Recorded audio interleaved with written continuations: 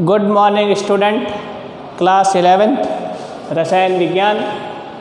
आज की क्लास के अंदर अपन पढ़ेंगे इलेक्ट्रॉनिक विन्यास 1 to 30।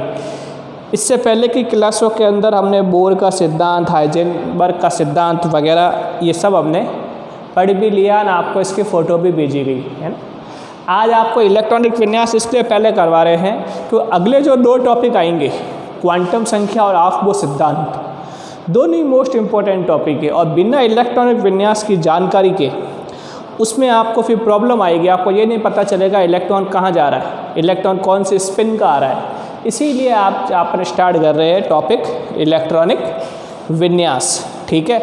अब देखो, इलेक्ट्रॉनिक विन्यास के बारे में आपने कक्षा 10th क्लास में आपके पढ़ा हुआ है। 10th क्लास में आपके परमाणु संरचना और आवर्त सारणी नाम से टॉपिक थे, आपने उनको पढ़ा है। उसी आवर्त सारणी के हिसाब से अपने 1 to 30 तत्व 1 से लेके तत्व 30 तक आपको इलेक्ट्रॉनिक विन्यास 11th में रिक्वायरमेंट है, तो वही आपको समझाया जा रहा है। इम्पोर्टेंट चीज़ देखो, हाइड्रोजन, हीलियम, लिथियम, ये तो आप सभी जानते हो। मेन है उसका इलेक्ट्रॉनिक विन्यास। तो इलेक्ट्रॉनिक विन्यास के 3 तरीके होते हैं। तो स्टार्टिंग के अंदर तो मैंने तीनों तरीके समझाए हैं। उसके बाद के एलिमेंट्स के अंदर मैंने तीनों तरीके नहीं समझा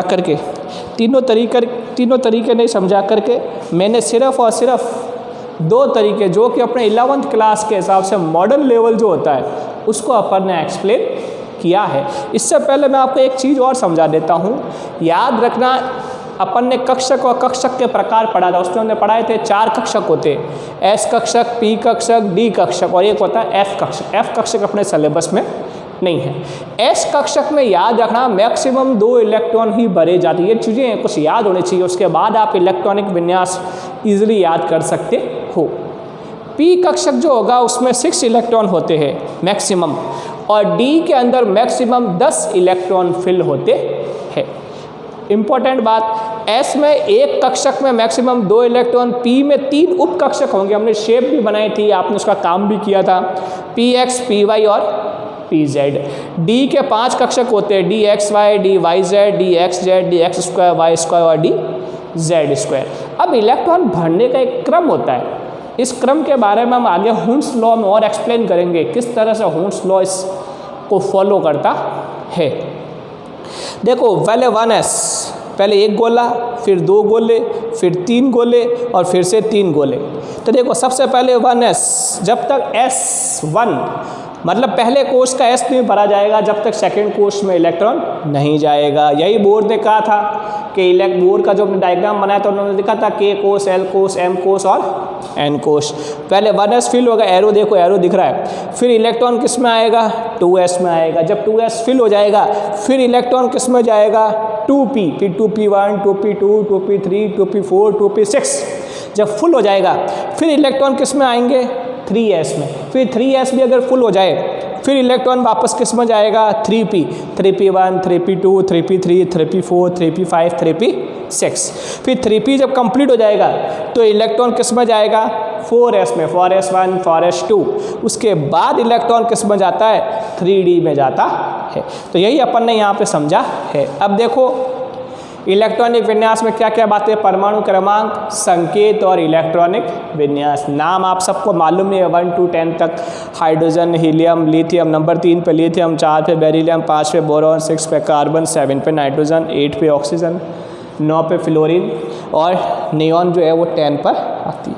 अब देखो कॉन्फ़िगरेशन, पहले 1, फिर 2, फिर 2 1। ये सबसे पुराना मेथड है, छोटी क्लासों का मेथड। 2 1 2 2 2 2 1 मतलब 1s में 2 इलेक्ट्रॉन, 2s में 2 इलेक्ट्रॉन और p में 1 इलेक्ट्रॉन। ये 2 2 2 2 2 3 2 2 4 2 2 5 2 2 6, ये सबसे पुराना मेथड है। 11th क्लास में थोड़ा सा मेथड चेंज हो जाता है, क्योंकि छोटी क्लास अब हमें SPD के बारे में मालूम नहीं होता है। तो देखो 1s1, ये जो ऊपर घातों के रूप में आ रहा है ये इलेक्ट्रॉनों की संख्या है, और जो s के आगे जो लिखा हुआ है ये कोषों को शो कर रहा है। तो 1s1, 1s2, 1s2, 2s1। अब देखो, मैंने आपसे क्या कहा था, s में मैक्सिमम कितने इलेक्ट्रॉन बढ़ सकते हैं? 2, और तो मिनिमम 1। तो 1s1, इसकी घात कितनी? 1, तो 1 इलेक्ट्रॉन फिल हुई। और भी मॉडर्न तरीका है, 1s2 इसमें 2 इलेक्ट्रॉन आ गए, 1s2 1s2 2s1 ये 2s1 1s2 2s2 ये 1s2 और 2s2 1s2 2s2 और 2p1। तो देखो 1s2 2s2 तो पहले फिल है, 2p में कितना इलेक्ट्रॉन गया 1 तो 2p1 1s2 2s2 2p2। अब 2p2 में याद रखना जब तक सभी कक्षक एक जैसे इलेक्ट्रॉनों से नहीं फिल होंगे तब इलेक्ट्रॉनों का जोड़ा नहीं बनेगा। ये याद रखने की चीज़ है, आगे रूल आएगा ये 1 2। अब 2p3 ये 2p3 2p4, अब ये तो दोनों फिल है पहले से ही।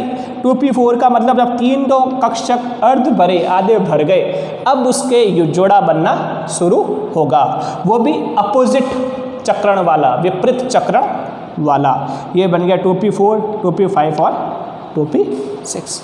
नेक्स्ट है अपने परमाणु क्रमांक 11 से लेके 20 तक कौन कौन है। सोडियम है, मैग्नीशियम है, एल्यूमिनियम है, सिलिकॉन है, फास्फोरस है, सल्फर है, क्लोरीन है और आर्गन है। अब इनमें देखो आप, अब 10 पे हमारे क्या आ गया नियॉन। अब बार बार इतने बड़े बड़े विन्यास लिखेंगे तो जगह कम पड़ेगी, इसलिए हमने डायरेक्ट यहाँ पे क्या लिखा नियॉन।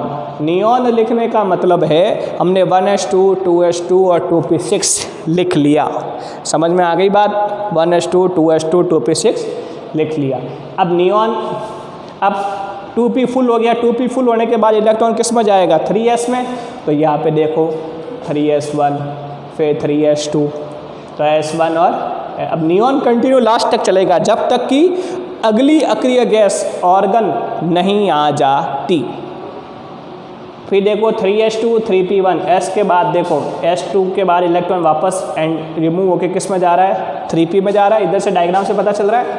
तो देखो 3s2 3p1 3p2 3p3 3p4 फिर देख लो 3p5 3p6। जैसे 3p6 आएगा ऑर्गन, अगली अक्रिय गैस क्या आ गई हमारे पास ऑर्गन आ गई। अब हम नियॉन नहीं लिखेंगे, अब हम क्या लिखेंगे ऑर्गन, क्योंकि हमारे पास अगली अक्रिय गैस अवेलेबल है।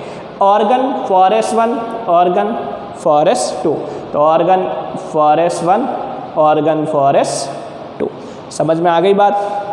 अब देखो इधर 21 to 30 21 इसको अच्छे से सुनना समझना बार बार। 21 पे कौन आता है scandium, 22 titanium, 23 vanadium, 24 chromium, 25 manganese, 26 iron, 27 cobalt, 28 निकल, 29 कॉपर और 30 जिंक।